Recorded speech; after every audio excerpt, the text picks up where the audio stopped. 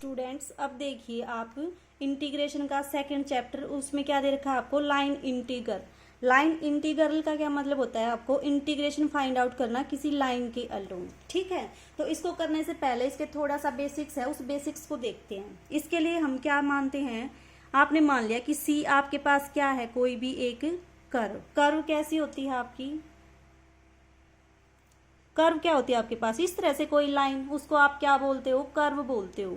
इसका एक initial point होता है, एक इसका क्या होता है आपके पास, टर्मिनल पॉइंट। ठीक है, तो इसको तो आप बोलते हो ओपन कर्व। अगर आपके पास इसकी ए पॉइंट पे और बी पॉइंट पे वैल्यू कोइंसाइड कर जाए तो तब इसको क्या बोल दोगे आप, क्लोज कर्व। क्लोज कर्व का मतलब इस तरह से कोई कर्व जिसका जो मान लो अगर ये इनिशियल पॉइंट था, टाइम के साथ साथ आपका पार्टिकल इस तरह से ट्रेस करता करता दोबारा फिर से इसी पॉइंट के ऊपर पहुंच गया। ठीक है, तो इसको क्या बोल दोगे आप, क्लोज कर्व बोलते हो। अब बात आती है कर्व की डायरेक्शन की। ठीक है, डायरेक्शन क्या होती है आपके पास, दो डायरेक्शन होती है कर्व की, पॉजिटिव और नेगेटिव। एक डायरेक्शन को पॉजिटिव बोलते हो, दूसरी को बोलते हो नेगेटिव। पॉजिटिव नेगेटिव का मतलब आप ए के इस तरह से ट्रेस करते हो इस कर्व को, या इस तरह से ट्रेस करते हो। अगर आप इसको एंटी क्लॉकवाइज में इसको ऐसे ट्रेस करते हो कर्व को, तो इसको बोलते हो आप पॉजिटिव डायरेक्शन। और अगर क्लॉकवाइज में ट्रेस करोगे तो इसको क्या बोल दोगे आप, नेगेटिव डायरेक्शन बोल दोगे। ठीक है, अब उसके बाद देखो आपने क्या मान लिया कि आपका जो पॉइंट पार्टिकल है जो इस कर्व को ट्रेस करता है वो आपका है पार्टिकल पी। पी पॉइंट जो है आपका टी टाइम के बाद इस पॉइंट के ऊपर है। ठीक है, तो इस पॉइंट का जो पोजीशन वेक्टर होगा वो पोजीशन वेक्टर क्या आ जाएगा आपके पास, r t, this is equal to x t i plus y t j plus z t k. देखो यहाँ पे हमने टी टी टी क्यों लगाया, क्योंकि जो ये एक्स वाई जेड है ये किसके फंक्शन होंगे आपके पास, टी के। मान लो आपके पास इनिशियल पॉइंट है जब आपका टाइम कितना है, 0। जैसे जैसे टाइम स्पेंड होता जाएगा आपका पार्टिकल क्या करेगा, इस कर्व को ट्रेस करता जाएगा। अगर यहाँ पे आपका पार्टिकल पी है तो इसके जो कोऑर्डिनेट होंगे एक्स वाई जेड वो क्या होंगे, कुछ और होंगे। जैसे ही टाइम और हुआ आपके पास पार्टिकल क्या होगा, यहाँ इस पॉइंट के ऊपर होगा, तो एक्स वाई जेड भी चेंज हो जाएंगे। जैसे ही और फर्दर टाइम आप देखोगे तो क्या हो जाएगा आपके पास, आपके ये पार्टिकल हैं जो एक्स वाई जेड है वो क्या हो जाएंगे, चेंज हो जाएंगे। तो इसका मतलब एक्स वाई जेड किसके फंक्शन आ गया आपके पास, टी के ऊपर डिपेंड करेंगे। टी के ऊपर डिपेंड करेंगे तो आपके पास जो इसका पोजीशन वेक्टर है वो क्या हो जाएगा, ये जो एक्स वाई जेड है किसके फंक्शन होंगे आपके पास, टी के फंक्शन होंगे। ठीक है, इस टाइम को आप बोलते हो T1, T is equal to T2। तो इसका मतलब आपका जो पार्टिकल है T1 से लेके T2 टाइम में आपने इस पार्टिकल ने क्या कि इस कर्व को ट्रेस किया, और जो भी इसके ये पॉइंट्स हैं वो किसके अकॉर्डिंग चेंज होंगे, टाइम के अकॉर्डिंग चेंज होंगे। ठीक है, तो अब देखो इन्हीं को आप बेसिक मान के और लाइन इंटीग्रल को सोल्व करोगे। कैसे सोल्व करोगे, आपने मान लिया ये कोई एक कर्व है आपके पास सी। ठीक है, ये आप इसका इनिशियल पॉइंट, ये इसका टर्मिनल पॉइंट, और इस कर्व के ऊपर ये कोई इसका पॉइंट पी जिसके कोऑर्डिनेट क्या है आपके पास, एक्स वाई जेड। इस टाइम को क्या मान लिया, T1, इस टाइम को क्या मान लिया, T2। तो जो आपका एक्स वाई जेड है वो भी टाइम का फंक्शन होगा। T1 पे आपका पार्टिकल यहाँ पे है और आफ्टर टाइम कुछ भी मान लो उसके ऊपर आपका पार्टिकल कहाँ पे हो जाएगा, इस पॉइंट के ऊपर हो जाएगा।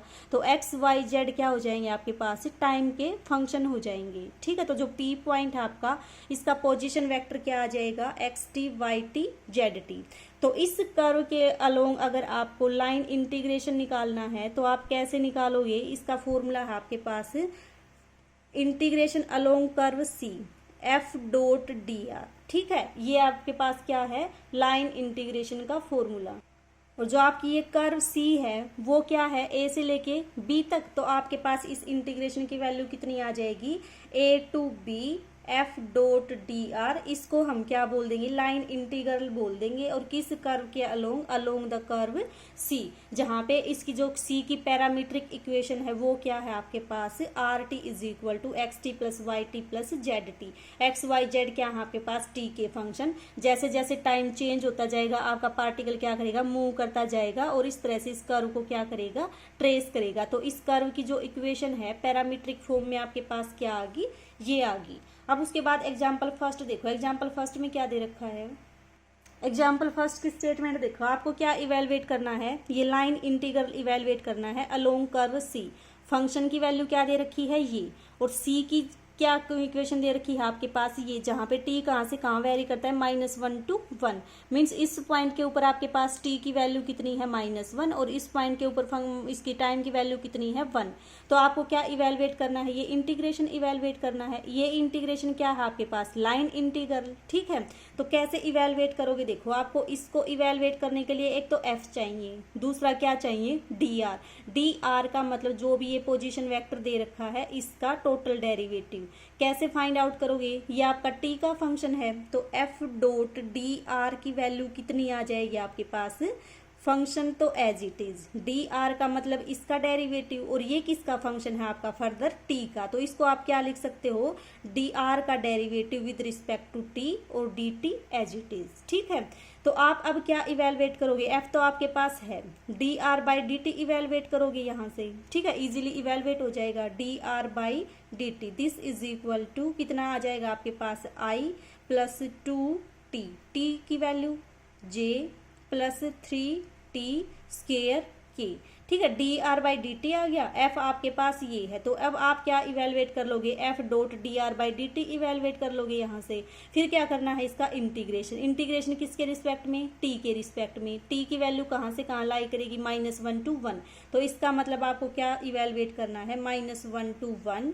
एफ कितना है आपके पास, एक्स वाई आई plus Y Z J plus Z x के, डॉट किसके साथ लेना है, डी आर के साथ। डी आर कितना है आपके पास, i plus 2t J plus 3t square की, ठीक है, डॉट, और ये आपको क्या करना है, इस इंटीग्रेशन को इवेलुएट, दोनों का डॉट ले दो और इंटीग्रेशन कर दो, फिर क्या करो, लिमिट अप्लाई कर दो, आपके पास क्या आ जाएगा, रिजल्ट आ जाएगा, ठीक है।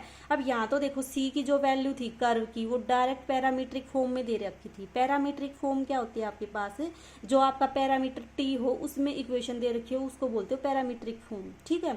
अगर ये पैरामीट्रिक फॉर्म में ना दे रखी हो तो हमें क्या करनी पड़ेगी, इस कर्व की पैरामीट्रिक फॉर्म बनानी पड़ेगी, अगर जहाँ कहीं आपकी पैरामीट्रिक फॉर्म ना दे रखी हो, ठीक है। उसके बाद एग्जाम्पल सेकंड देखो,